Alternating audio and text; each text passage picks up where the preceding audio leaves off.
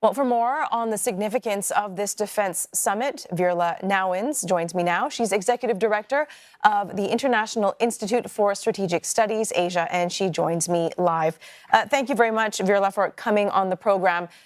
Okay, so ahead of President Marcos Jr.'s address tonight, opening this event, the IISS has released a report, and it not only looks ahead, but it offers an assessment of the past few years, and it points to a, quote, draining decade because of U.S.-China competition.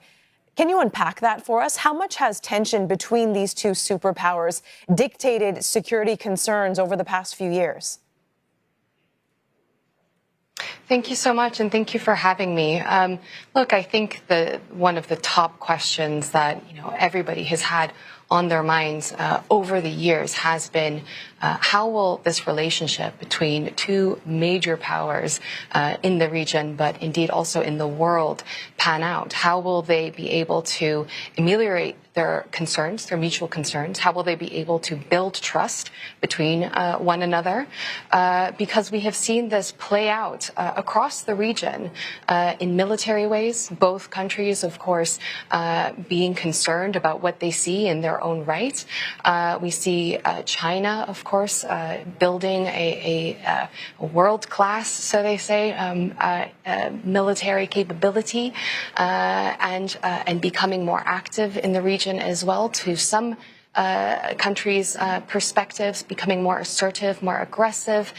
China, of course, has concerns around the United States, around the relationship with Taiwan and the future of cross-strait relations. So there are plenty of disagreements, and I think countries in the region over the years have really felt caught in between this competition between the two countries. The report, Veerle, points out that combined military exercises here in the Asia-Pacific, they're on the rise, and that China has been catching up to the U.S. in recent years. How concerning is this? How do these drills affect regional stability?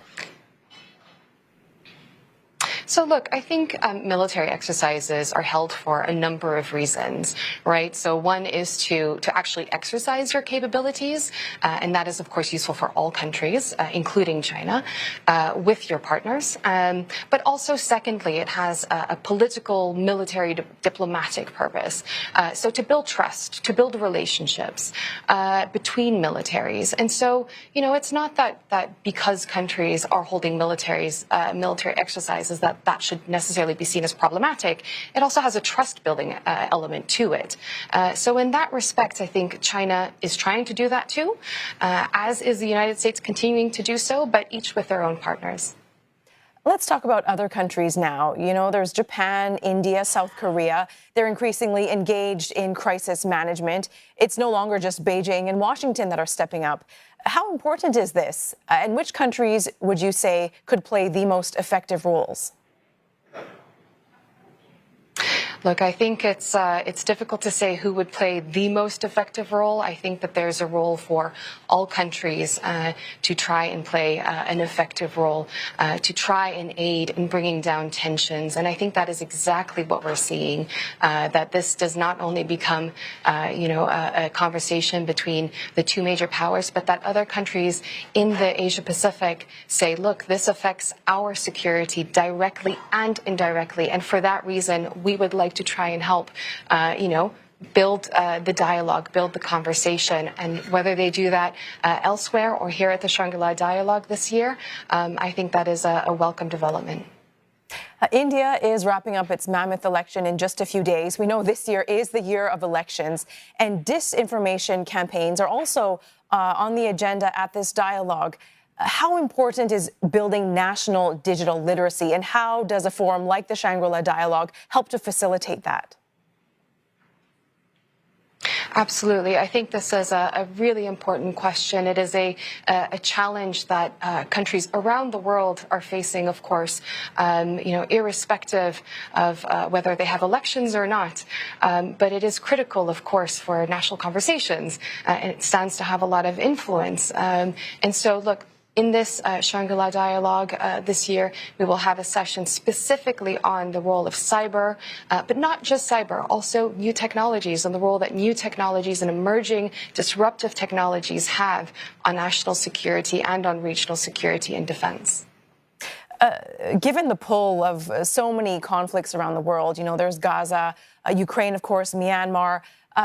Do you feel like there's enough space for all of these conflicts to be discussed adequately? Will there be anything left that isn't touched upon?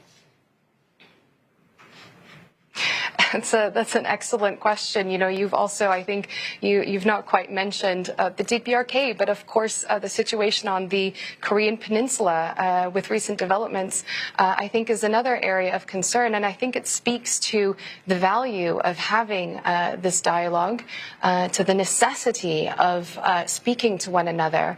You know, I think it's about what you make of it.